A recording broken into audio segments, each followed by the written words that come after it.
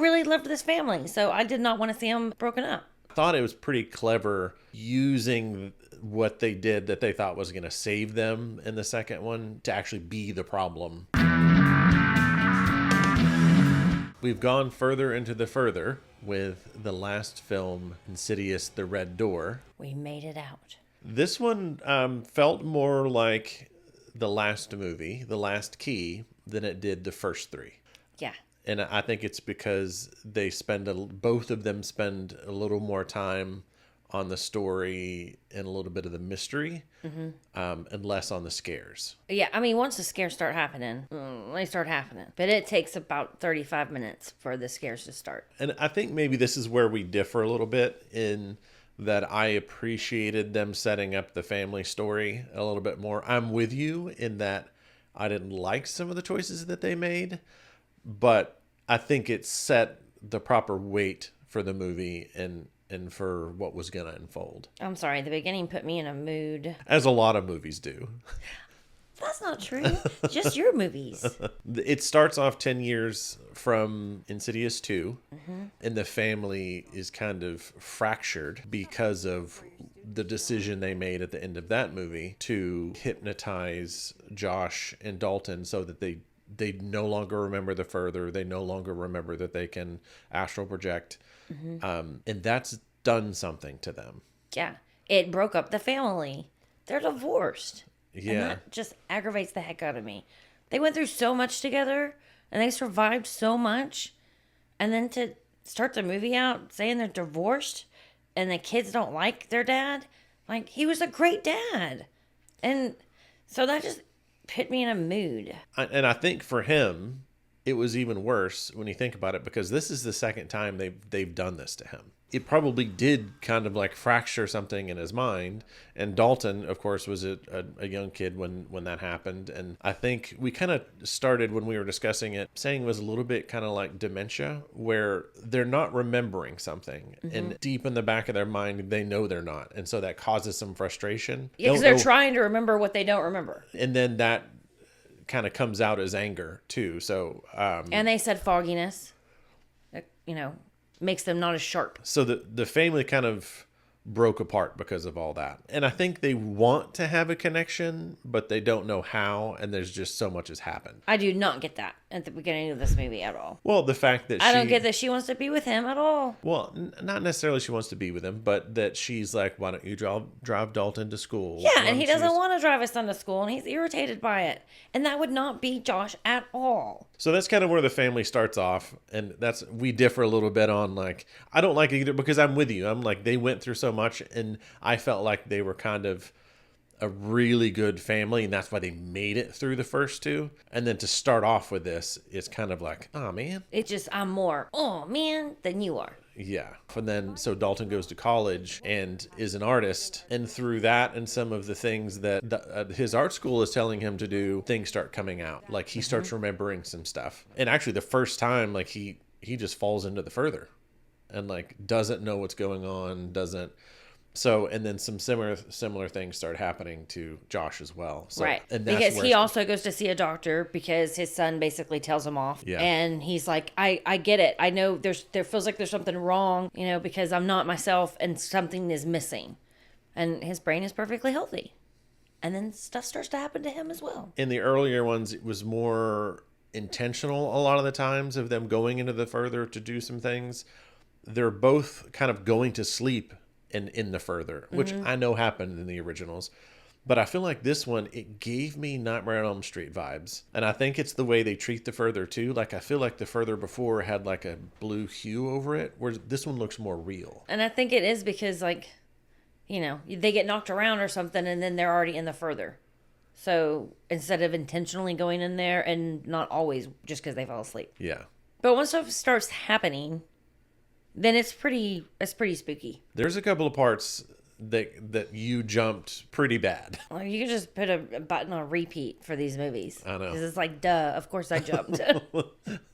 Because it's such a great series. Like, it even when they change up the format a little bit or change up the recipe, it still works. Yeah, even though the beginning makes me angry, the movie in whole was good and spooky, and I'm here for it. At the beginning, even though they weren't like doing a bunch of jump scares or anything like that, they had the stuff in the background kind of stuff where it's like he'll be sitting there and it'll be like a long shot and something will just be moving slowly towards him and it's all out of focus and getting more in focus, and then he'll drive off and you don't see what it is, which ends up being some cool things like later on in the movie, but it's kind of setting up this dread to where then you're constantly looking around everybody's shoulder to see if something's about to happen.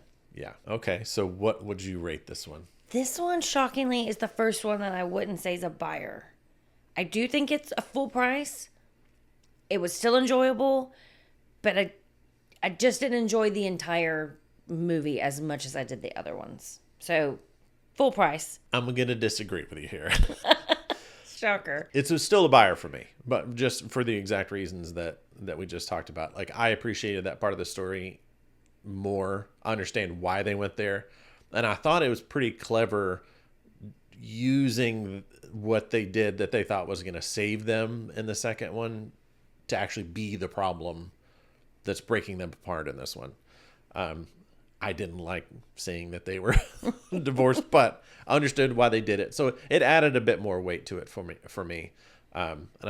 Jump scares were still there. Acting was great. And Patrick Wilson directed this one. I think he did a great job. Oh, yeah. The directing was great. The acting was great. I just, I really loved this family. So I did not want to see them broken up. Want to get into spoilers? Sure. Okay, if you want to go into Insidious the Red Door fresh, pause here. Once you've seen it, come back, check out our spoiler section. Otherwise, go check out some of our other videos.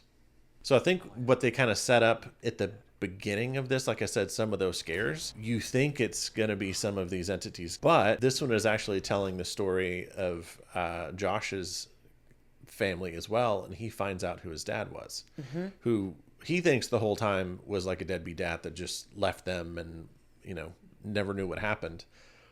Come to find out, his dad had the same abilities that him and his son do. He could astro project. But back then they didn't know what it was. And so he got put in a mental institute. And they said he had schizophrenia. And then ends up committing suicide. And he leaves a note saying this ends with me. So I think he was trying to stop it. He thought it was real. He knew something was real. Yeah. And some of the scares were him. Yeah, it was Josh's dad trying to help him. But man, when Josh's dad gets introduced, I lost it. Josh is sitting there trying to play like a memory game. And so as he's flipping it up to look at pictures, you can see a person standing out there like in the street. So you're like, so every time he flips that up, again, I'm thinking, oh, he's going to be right there. And they trick you. And it's not. And then he stops playing and he's walking away and boom, he breaks through that whole sliding glass door window. So super loud, extremely scary. So he runs into his mom's room. Then he gets pushed by this entity into the closet and a little box falls down. And that's how he finds out who his dad is. Because the marriage license is there and his birth certificate. And pictures and... And then he realizes this is the man he just saw jump through the window. So then he kind of goes on a journey to find out about him. They always go to the library. It looks like they're in the basement of it, and they're always doing those microfiche. Where you're just sitting there flipping it through the different articles. Yeah. Which is creepy.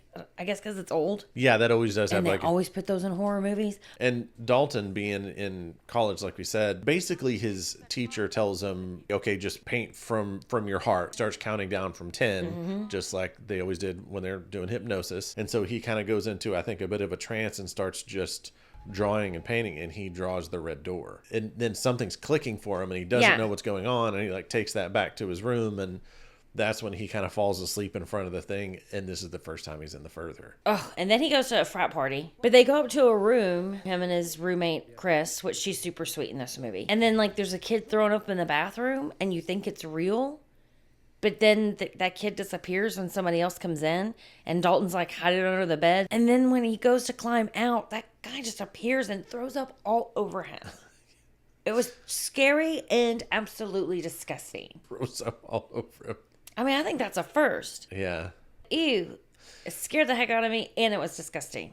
And what's cool is, so when then he goes back into the further, he actually sees what happened at the end of the second one, where they're all huddled in the basement and the dad's breaking through with a hammer, and he can see, okay, that's not my dad. But then he goes to like tackle the dad, to kind of save his family. And that's when the red-faced demon gets him, because that's who it is. And now he's got him trapped. And so now's when, the dad has to come save him yet again. Which, okay, with the dad too, super scary, that MRI scene. When he was getting an MRI so he could check his brain and his body and everything.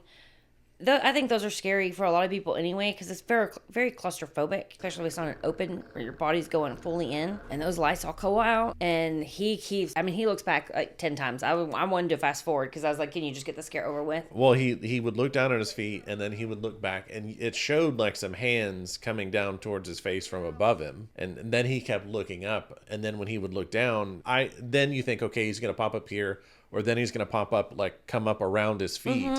But then he looks down, and it's like now the whole MRI machine is this long tunnel, and something's like crawling up towards him. Yeah. So the dad's been seeing multiple things, and then he goes to the ex-wife's house to be like, can you please tell me if I'm losing my mind? Like, there's something crazy happening. And so she admits to him, we wiped y'all's memory. Sorry. That's why it didn't work with us, because you were foggy. You weren't as sharp, and I couldn't say anything to you. So I felt like basically she was like, so I gave up. That's well, a little bit like she was seeing the frustration from the kids and having to like try to hide that from the kids, and they were still kind of scared of him, and that caused some resentment, I think. And so even though they all made the decision together to do this. Yeah, I know, but still. So that they hypnotized the dad, and he goes and saves Dalton. And again. They go through the red door to finally like get back to the house, and they have like one lantern, and the red-faced demon's right behind him, and the dad stops and is holding the door shut, and he's like, just go. And so Dalton runs off, and you just see him kind of like lay down, and in the real world it looks like he's like starting to die, and like the lights dimming by the door, and which I wasn't happy at that point either. Which then you just see like this black paint running down the door, and it's Dalton covering up the painting with black. Yeah, that was cool. Which is sealing the door. Which saves them. And I think what's really, really cool is at the end, they're like, we don't want to obviously get our minds wiped again. We have to remember. We have to know this stuff. And so at the end, it shows him hanging up that painting that was just black. But now he's painted that memory of his dad carrying him through the further. In the first one. Which is awesome. And don't forget that Josh's dad also saves Josh, because Dalton closes the door with the paint, but he's still left in the further with no lantern. That's true. And then he's trying to find his way back, and you just see like a light come up, and he drops the lantern down, and then there's a big bright light, and so he's moved on. Yeah, the dad. He smiles at him. He sees his dad, and now he has a lantern, and he's able to find his way back home. Which made me and you think kind of maybe it's the people that are moving on that are kind of lighting these lanterns. That's like providing like helping people. Yeah. I don't know. That's what I'd like to think. And he sees Elise at the end, and he doesn't quite remember her, because it's not like all of his memories just came back. He just was like, oh, okay, so I can do this to save. It's not like he remembers everything. But he was like, do I know you? And it was her spirit. And then he turns around to look, and she's gone. Yeah. So I was like, well, that's nice. And then him and Dalton are getting along. The only thing is, this was like done. There was no spook at the end. There was nothing like, oh, there's definitely going to be a sequel. This one, to me, was like a closed book. And I don't know if that was the original intention, was this was always going to be like the final Insidious, or if it was just the final one to wrap up that story, like that family story. Yeah, 3 and 4 wasn't about that family. Like, I already thought that they were wrapped up after 1 and 2. 3 and 4 were kind of leading towards...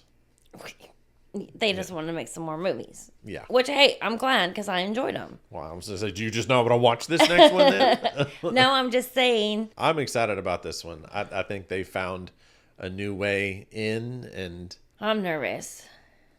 I think my body might get sick just so I can't go.